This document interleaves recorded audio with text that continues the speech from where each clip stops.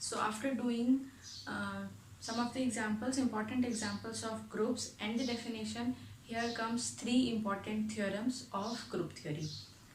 Basically three important theorems of a group related to a group. इसके आगे जो हम लोग करेंगे वो करेंगे हम लोग ग्रुप को एक्सटेंड करते चले जाएंगे कि और कैसे कैसे ग्रुप बन सकते हैं, क्या और तरीके के ग्रुप हम बना सकते हैं अपने गिवन ग्रुप से. तो आज के हमारे तीन थ्योरम्स हैं. पहली यूनिकनेस ऑफ आइडेंटिटी, दूसरी लॉ ऑफ कैंसिलेशन और तीसरी uniqueness of inverses. So let's just start. First is identity of the group is unique. ठीक है, ये स्टेटमेंट है. प्रूव दैट, क्वेश्चन आएगा तो कैसे आएगा, prove that the identity of a group is unique. ठीक है, अब सॉल्व कैसे करेंगे इसको. कंसीडर, ये स्टेटमेंट है आपके थ्योरम की, इसका प्रूफ लिख रहे हैं हम लोग. ठीक है, सबसे पहले तो कंसीडर करो group, let G be a group and E prime be two identities. हमें क्या प्रूव करना है, that identity is unique. हमने क्या कंसीडर किया है, सपोज करते हैं आइडेंटिटी यूनिक नहीं है, there are two identities E and E prime. ठीक है, तो आइडेंटिटी की डेफिनेशन क्या होती है, this implies A dot E is equal to E dot A और star, and similarly A star E prime is equal to, is equal to, this is A, is equal to A is equal to E prime star A. ये होती है by the definition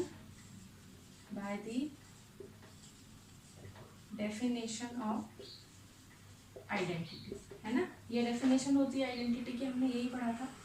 तो अगर ऐसा है for all A, this is true for all A in G, right.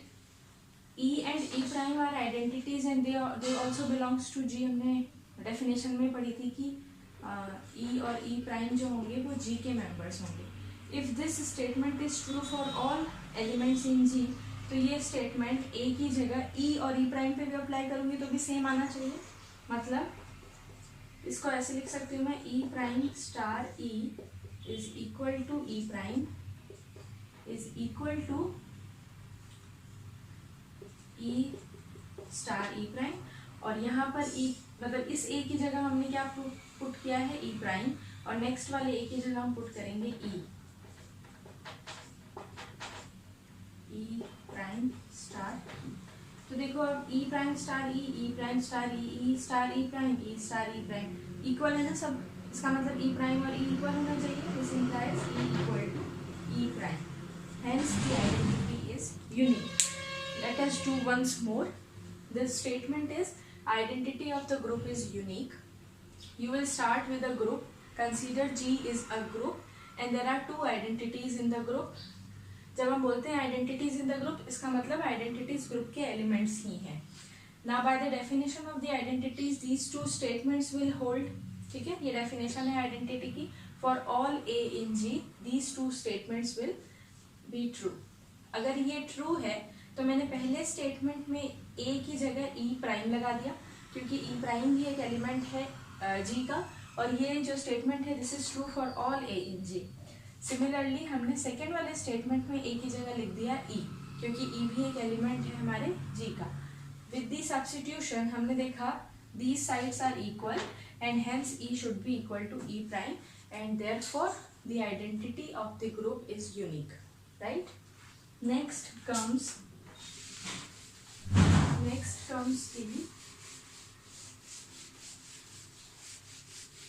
the law of cancellation,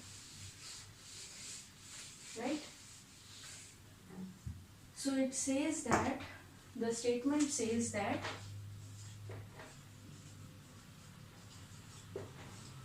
law of cancellation holds in group G, right. ये statement है. Actually में स्टेटमेंट का बोलने का मतलब है ऐसे लिखते थे ना हम लोग, अगर A into B is equal to say A into सी, ये कैंसिल कर देते थे और लिखते थे बी इक्वल टू सी। यही चीज़ है लॉ ऑफ कैंसिलेशन। ठीक है, इसको हमें प्रूव करना है। तो again we will be considering a group. So the proof of the theorem is let G be a group, right? And A, B, C तीन एलिमेंट्स हम कंसिडर कर लेते हैं कहाँ से, ग्रुप से। मुझे क्या करना है, एंड ग्रुप है and star is the operation. तो नाउ कंसिडर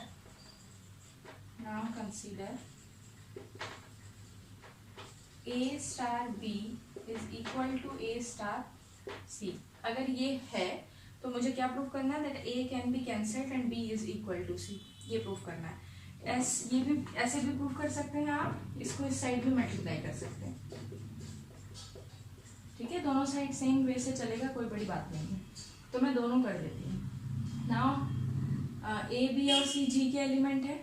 मुझे पता है G अगर ग्रुप होगा तो A, B और C तीनों के इन्वर्सेस एग्जिस्ट करेंगे, लेकिन मुझे सिर्फ A के इन्वर्स में इंटरेस्ट है। ठीक है, since A belongs to G, this implies A inverse should belongs to G। ये नोटेशन है A inverse लिखने की, है ना। A inverse कोई भी एलिमेंट हो सकता है, बट यहाँ हम लोग उसको नोटेशन दे रहे हैं A inverse लिख करके। ठीक है, तो अगर ये होल्ड करता है तो मैं दोनों साइड इसको मल्टीप्लाई कर सकती हूँ ना। इधर आई can right A inverse multiply मतलब ऑपरेट करवा सकती हूँ।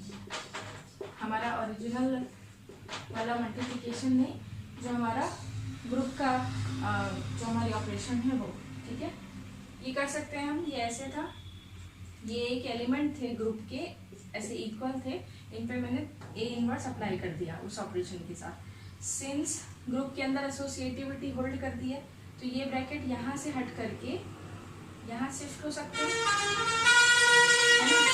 Now what is A inverse into A inverse star A is the identity, and similarly यहाँ पर भी this is identity, where E is the identity of the group. ठीक है, you can do it in the same way, where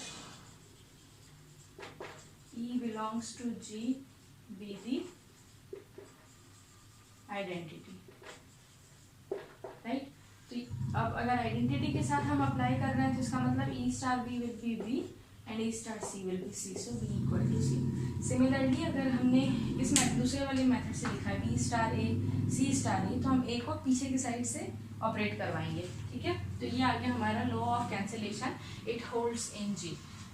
again हम एक बार और देख लेते हैं, law of cancellation holds in G। अगर ये स्टेटमेंट है हमारी, तो हम लोग इसको कैसे प्रूव करेंगे। We will write consider G is a group and we consider 3 element of the group, और उसको ऐसे लिखेंगे A star B is equal to, consider करेंगे such that A star B equal to A star C। आप दूसरी तरीके से भी लिख सकते हो। Now for A inverse will exist, क्योंकि G ग्रुप है, ग्रुप के हर एलिमेंट का इनवर्स एग्जिस्ट करता है। मुझे A के इनवर्स में इंटरेस्ट है, मैंने A इनवर्स कंसिडर कर लिया। Now this is one element of the group A star B, right. इसके ऊपर मैंने बाइनरी ऑपरेशन अप्लाई कर दिया विद A इनवर्स। तो बाय एसोसिएटिविटी यहाँ पर लिख देना, ये जो मैंने एक स्टेप चेंज कर दिया उस स्टेप को पूरा करना और लिखना the reason is associativity of the group, right. Step याद है ना, यहाँ ब्रैकेट लगे हुए थे वो यहाँ शिफ्ट हो गए। A star A will be identity, and identity को किसी भी ग्रुप के एलिमेंट के साथ मल्टीप्लाई करोगे तो वही एलिमेंट मिलेगा। हेंस तो हमने यहाँ से शुरू किया था A star B equal to A star C and we reached up to here B equal to C, यानी A कैंसिल हो गया। इसी को कहते हैं cancellation law holds in the group. ठीक है, ये हो गया हमारा दूसरा थ्योरम। अब लास्ट थ्योरम है आज का, which is the inverses are also unique. ठीक है,